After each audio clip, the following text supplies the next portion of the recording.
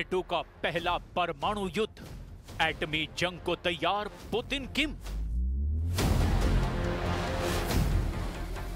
मौजूदा खौफनाक हालात, भीषण मिसाइल, ड्रोन और रॉकेट से हमले रूस यूक्रेन जंग को तीसरे विश्व युद्ध की आग में झोंक चुके हैं। लेकिन अब सबसे दहशत फैलाने वाले हालात ये हैं कि अब नेटो के 14 देशों ने रूस से सीधी जंग के लिए परमाणु तैयारियां युद्ध स्तर पर शुरू कर दी है। उधर दूसरी तरफ पुतिन और रूस के कट्टर समर्थक उत्तर कोरिया के लीडर किम जोंग उन ने अपनी परमाणु परेड से जहां ट्रंप के होश उड़ा दिए, तो वहीं दुनिया को ये भी दिखाया कि रूस जंग के मैदान में बहुत आगे की तैयारी कर चुका है। रूस पहले ही बेलारूस के साथ मिलकर के जापान 2025 और परमाणु युद्ध की तैयारियां 10 से 16 सितंबर के बीच पूरी कर चुका है। इधर उत्तर कोरिया के supreme leader Kim Jong Un ने उत्तर कोरियाई सेना की 80वीं वर्षगांठ के मौके पर दुनिया की सबसे विनाशक मिसाइलों के साथ शक्ति प्रदर्शन किया है। वॉर एक्सपर्ट्स का दावा है कि चाहे रूस हो या फिर नेटो, यूरोप या फिर अमेरिका, सभी मानकर चल रहे हैं कि जब तक आर पार की जंग नहीं होगी तब तक दुनिया में फिर से शक्ति संतुलन नहीं हो पाएगा। और यही वजह है कि 3.5 साल बाद भी रूस यूक्रेन पर कब्जा करने में जुटा हुआ है। हम आपको अब जंग का वो दौर दिखाने जा रहे हैं जहां फैसला परमाणु युद्ध से होगा।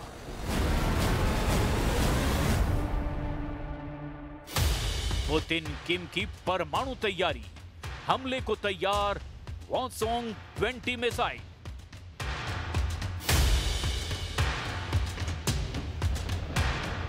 दुनिया के लगभग सभी देश जानते हैं कि रूस की परमाणु ताकत के सामने दुनिया का कोई भी देश नहीं टिक सकता। इसीलिए अमेरिका भी पिछले 3.5 सालों से रूस पर सीधा हमला करने की हिम्मत नहीं जुटा पाया है। अगर देखा जाए तो पुतिन अब तक के युद्ध में बाजीगर साबित हो रहे हैं। जहां एक तरफ रूस यूक्रेन के 27% इलाके पर कब्जा कर चुका है, तो वहीं दूसरी तरफ परमाणु तैयारियों से नेटो, यूरोप और अमेरिका के होश उड़ा चुका है। अब आप इसी बात से अंदाजा लगा सकते हैं कि रूस को जहां चीन, ईरान और उत्तर कोरिया से सीधी जंगी मदद मिल रही है, तो वहीं उत्तर कोरिया पुतिन के एक इशारे पर परमाणु हमला करने को तैयार बैठा है। खास तौर पर उत्तर कोरिया के supreme leader Kim Jong Un ने 10 घंटे पहले ही जिस तरह से अपनी परमाणु ताकत दिखाई है, उसे देखकर राष्ट्रपति ट्रंप, राष्ट्रपति जेलेंस्की और नेटो चीफ मार्क रूटे के हाथ पांव फूलने लगे हैं। जरा देखिए उत्तर कोरिया की परमाणु शक्ति कैसे युद्ध में गेम चेंजर साबित हो सकती है। उत्तर कोरिया की इस सैन्य परेड में दुनिया के सबसे एडवांस हथियारों को दिखाया है, जिनमें उसकी नई वॉसोंग 20 इंटरकॉन्टिनेंटल बैलिस्टिक मिसाइल यानी ICBM भी शामिल है, जिसे किम जोंग उन ने सबसे शक्तिशाली परमाणु रणनीतिक हथियार प्रणाली बताया है। परेड में पहली बार 11 एक्सल वाले लॉन्चर ट्रक पर रखे गए विशाल वॉसोंग 20 मिसाइल को दिखाकर उत्तर कोरिया ने तहलका मचा दिया। विशेषज्ञों का कहना है कि ये नई पीढ़ी के ठोस ईंधन रॉकेट इंजन पर आधारित मिसाइल हैं। इसका इंजन 1971 किलो न्यूटन का थ्रस्ट उत्पन्न कर सकता है, जो पहले के सभी उत्तर कोरियाई रॉकेट इंजनों से ज्यादा शक्तिशाली है। किम जोंग उन ने उत्तर कोरिया की सेना की 80वीं वर्षगांठ के मौके पर दुनिया की सबसे विनाशक मिसाइलों के साथ शक्ति प्रदर्शन किया है। तस्वीरों में दिखाया गया कि देर रात तक चले इस कार्यक्रम के लिए रंग बिरंगे पारंपरिक परिधानों में हजारों लोग उत्तर कोरिया की राजधानी की सड़कों पर उमड़ पड़े। राष्ट्रीय ध्वज लहरा रहे थे और मुख्य सड़कों पर हथियारों की गड़गड़ाहट के बीच किम जोंग उनके जयकारे लगा रहे थे। इस दौरान उत्तर कोरिया के सुप्रीम लीडर किम जोंग उनके साथ शक्ति प्रदर्शन के लिए रूसी सुरक्षा परिषद के उप प्रमुख और राष्ट्रपति व्लादिमीर पुतिन के करीबी सहयोगी और रूस के पूर्व राष्ट्रपति दिमित्री मेदवेदेव, चीनी प्रधानमंत्री ली कीयांग और वियतनाम के नेता जो लाम के साथ मौजूद थे। उत्तर कोरिया के आधिकारिक कोरियन सेंट्रल न्यूज एजेंसी की तरफ से जारी तस्वीरों में देखा गया कि ये सभी नेता किम जोंग उन के पास बैठे हैं। चीन और रूसी नेताओं की मौजूदगी के साथ उत्तर कोरिया ने अमेरिका को सीधे चुनौती दी है। Ну, там были вопросы, связанные, скажем, с обсуждением проблем с поставками новых систем оружия, в том числе дальнобойных систем, высокой точности, это томагавки и так далее. Ну, я уже сказал, что это приведет к разрушению наших отношений, во всяком случае наметившихся позитивных тенденций в этих отношениях. किम जोंग उन ने अपने भाषण में सीधे तौर पर यह स्वीकार किया कि उत्तर कोरियाई सैनिक रूस की सेनाओं के साथ अंतर्राष्ट्रीय न्याय की लड़ाई लड़ रहे हैं। दक्षिण कोरिया के मुताबिक यूक्रेन के साथ लड़ाई में उत्तर कोरिया के अभी तक 600 से ज्यादा सैनिक मारे गए हैं। इस परेड में उत्तर कोरिया ने लेटेस्ट तकनीक का प्रदर्शन किया, जिसमें लंबी दूरी की क्रूज मिसाइलें, ड्रोन लॉन्च व्हीकल और ground to air missile system भी शामिल थे। नेटो के 14 देशों के 71 परमाणु हथियार लॉन्च। इधर दूसरी तरफ नेटो और यूरोपीय देशों ने हैरान करने वाला दावा किया है। खबर है कि अब रूस के यूक्रेन पर आक्रामक और खूनी हमलों को देखते हुए नेटो और अमेरिका भी आर पार की जंग को मजबूर हो रहे हैं। फिलहाल अमेरिका रूस से सीधी जंग से बचना चाहता है, लेकिन नेटो और यूरोप के 14 देश रूस के खिलाफ ऐसा परमाणु चक्रव्यूह रच रहे हैं जो दुनिया को विनाश की कगार पर पहुंचा सकता है। जरा देखिए कैसे यूक्रेन युद्ध के बीच रूस की लगातार परमाणु धमकियों के जवाब में नेटो 36 घंटे बाद अपनी सबसे बड़ी परमाणु एक्सरसाइज शुरू करने जा रहा है। ये युद्धाभ्यास, जिसे न्यूक्लियर डेटरेंस कहा जा रहा है, 13 अक्टूबर से शुरू होगा और इसमें 14 देशों के 71 यूरोपीय विमान परमाणु हथियार लॉन्च करने का अभ्यास करेंगे। इस परमाणु अभ्यास को स्टीड फास्ट नून नाम दिया गया है, जो लगभग 2 हफ्ते तक चलेगा और इसका नेतृत्व नीदरलैंड करेगा। इसमें 14 नेटो देशों के 71 विमान शामिल होंगे। इस अभ्यास का मुख्य उद्देश्य परमाणु रक्षा प्रणाली को सक्रिय करना और पारंपरिक हथियारों के साथ परमाणु निवारण पर जोर देना है।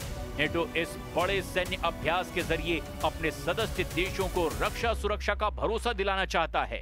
नेटो से जुड़ी यूरोपीय मीडिया के मुताबिक इस नेटो परमाणु अभ्यास में परमाणु हथियार ले जाने में सक्षम परमाणु बम, विमान और लड़ाकू जेट भाग ले रहे हैं। नेटो से जुड़ी यूरोपीय मीडिया के मुताबिक इस नेटो परमाणु अभ्यास में परमाणु हथियार ले जाने में सक्षम बम वर्षक विमान और लड़ाकू जेट भाग ले रहे हैं, लेकिन किसी भी परमाणु हथियार या जीवित गोला बारूद का इस्तेमाल नहीं किया जाएगा। नेटो महासचिव मार्क रूटे ने एक वीडियो बयान में कहा, हमें ऐसा करने की जरूरत है क्योंकि हम अपनी परमाणु तैयारियां पूरी रखना चाहते हैं। इस परमाणु अभ्यास का अधिकांश हिस्सा उत्तरी सागर में रूस और यूक्रेन से दूर आयोजित किया जा रहा है और इसमें बेल्जियम, ब्रिटेन, डेनमार्क और नीदरलैंड्स के सैन्य अड्डे भी शामिल होंगे। We spoke with the United States. We are very thankful to President Trump for this dialogue. Last time we had very good meeting, very productive dialogue, and we spoke about long-range missiles, long-range weapon. I mean, we spoke about it, so we will see. Everything depends on his decision. अब ऐसे हालात में साफ है कि दूसरी तरफ चीन, उत्तर कोरिया और ईरान जैसे देशों के साथ मिलकर रूस ऐसी जंगी तैयारी कर रहा है जो नेटो और यूरोप पर बहुत भारी पड़ सकती है।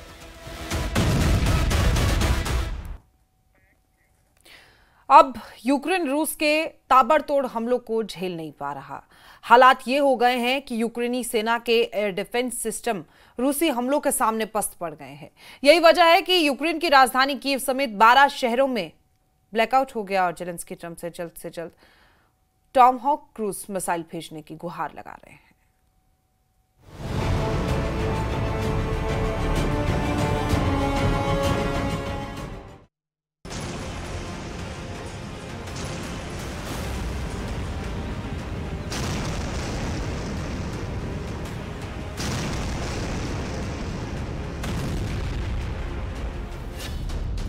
रूस का कोल्ड वॉर शुरू, 35 मिसाइलों से यूक्रेन पर गैस अटैक। रूस ने एक बार फिर से यूक्रेन पर तूफानी हमलों से अमेरिका और नेटो की बोलती बंद कर दी है। रात भर रूसी मिसाइलों और ड्रोन हमलों से यूक्रेन के गैस प्लांट और यूक्रेनी सैन्य अड्डों पर भीषण हवाई हमले हुए हैं। हम आपको दिखाने जा रहे हैं कि कैसे रूस ने साबित कर दिया कि वो कागजी शेर नहीं बल्कि वो रूसी भालू है जो कभी भी अपने दुश्मनों को जिंदा नहीं छोड़ता। रूस के इन हमलों का गहरा असर यूक्रेन पर पड़ा है। ज़ेलेंस्की ने दावा किया कि रूस के इन हमलों से हजारों यूक्रेनी सर्दियों में गर्मी के लिए तरस जाएंगे। यानी रूस ने यूक्रेन के खिलाफ कोल्ड वॉर शुरू कर दिया है। हम शुरू करते हैं रूस यूक्रेन से जुड़े उन आंकड़ों से जिसमें रूस साफ जीतता हुआ नजर आ रहा है। आग का गोला बने यूक्रेन के गैस प्लांट। पिछले 90 दिनों से यूक्रेन रूस के तेल रिफाइनरियों पर लगातार हमले कर रहा है। कुछ रिपोर्ट में दावा किया गया कि यूक्रेन ने रूस की 38 तेल रिफाइनरियों में से 16 तेल रिफाइनरियों को बम धमाकों से भीषण नुकसान पहुंचाया है। दावा किया गया कि रूस की तेल रिफाइनरियों पर यूक्रेन के हवाई हमलों से इतना गहरा असर पड़ा कि रूस की 40% तेल उत्पादन पर असर पड़ा है। बौखलाए रूस ने यूक्रेन के इन्हीं हमलों का बदला लेना अब शुरू कर दिया है। रिपोर्ट के मुताबिक यूक्रेन की गैस उत्पादन इकाई नेफ्टोगाज पर रूस ने बड़ा हवाई हमला किया है। मिसाइल और ड्रोन के हमले में ये इकाई बर्बाद हो गई है। ठंड के मौसम से पहले हुए इस हमले से यूक्रेन को एक बड़ा झटका लगा है। इससे ठंडक से बचाव के लिए देश में गैस की आपूर्ति पर भारी असर होने के आसार हैं। रूस ने देर रात यूक्रेन पर 35 मिसाइलों और 60 ड्रोन से हमला किया है।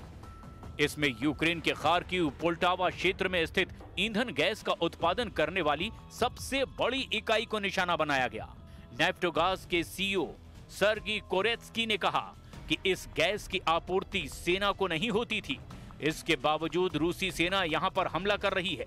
रूस के हमले की वजह से ही यूक्रेन के कई शहरों के हजारों घरों में बिजली और गैस की आपूर्ति ठप हो गई है। Способи завдати більше шкоди нашим людям. Тільки в одному цьому ударі, саме по газовим об'єктам, було 35 ракет, в тому числі балістика. Комбінований удар, лише половину ракет вдалося збити. Непроста ситуація на Чернігівщині після ударів дронами, в Славутичі, в Ніжині, також в самому Чернігові. इस बीच यूक्रेन ने भी पलटवार करते हुए कजाकिस्तान सीमा के नजदीक मौजूद रूसी शहर ओरस्क की ऑयल रिफाइनरी पर ड्रोन से हमला कर दिया। इस हमले के बाद रिफाइनरी परिसर में आग की लपटें उठती देखी गई। इस हमले से हुए जानमाल के नुकसान का अभी तक पता नहीं चल पाया है। इधर रूस यूक्रेन युद्ध को लेकर रूस के राष्ट्रपति व्लादिमीर पुतिन ने एक बड़ा फैसला किया जिसने पूरी दुनिया को परेशान कर दिया है। अमेरिका के उपराष्ट्रपति जेडी वेंस ने जानकारी देते हुए बताया कि युद्ध में बढ़ती मौतों को देखते हुए पुतिन ने एक बार फिर साफ कर दिया कि वो अमेरिकी राष्ट्रपति ट्रंप और ज़ेलेंस्की से मुलाकात नहीं करेंगे। इधर कुछ रिपोर्ट्स में दावा किया गया कि वॉशिंगटन में मौजूद centre for studies and international studies का अनुमान है कि 2.5 लाख से ज्यादा रूसी सैनिक और 60,000 से 1 लाख यूक्रेनी सैनिक मारे गए हैं। इस बीच संयुक्त राष्ट्र ने सितंबर में बताया था कि युद्ध में 14,100 से ज्यादा यूक्रेनी नागरिक मारे गए हैं। द मॉस्को टाइम्स के मुताबिक इस युद्ध में 620 से ज्यादा रूसी नागरिक भी अपनी जान गंवा चुके हैं। पिछले महीने व्हाइट हाउस में ज़ेलेंस्की और यूरोपीय नेताओं के साथ बैठक के बाद त्रिपक्षीय बैठक की उम्मीद की गई, लेकिन रूस के तूफानी हमलों ने सारी उम्मीदों पर पानी फेर दिया। दूसरी तरफ रूसी रक्षा मंत्रालय ने भी इस साल यूक्रेनी क्षेत्र के 4,714 वर्ग किलोमीटर पर कब्जा करने का दावा किया था। वॉशिंगटन स्थित think tank institute for the studies of war यानी ISW का अनुमान है कि रूसी आंकड़े का वास्तविक आंकड़ा 3,434 वर्ग किलोमीटर के करीब है। रूस कब्जे का ज्यादा इलाका बता रहा है। खबर है कि 25 से 29 सितंबर के बीच रूसी सेनाओं ने निप्रोपेट्रोव्स्क में भी कलिनोवस्कोय, स्टुपोय और डोनेस्क में डेरिलेवो, मेस्कोय, सेंड्रीगोलोव और किरोवस्क पर कब्जा करने का दावा किया। रूस की सेना ने सितंबर में यूक्रेन के 447 वर्ग किलोमीटर यानी 172.6 वर्ग मील क्षेत्र पर कब्जा कर लिया। अमेरिका स्थित युद्ध अध्ययन संस्थान के विश्लेषण से पता चला कि जुलाई में 634 वर्ग किलोमीटर इलाके पर कब्जा करने के बाद ये गति धीमी हो रही है। वहीं दूसरी तरफ यूक्रेनी राष्ट्रपति व्लादिमीर ज़ेलेंस्की कोपेनहेगन में 50 राष्ट्राध्यक्षों, शासनाध्यक्षों और यूरोपीय संघ के नेताओं से मुलाकात कर रहे हैं।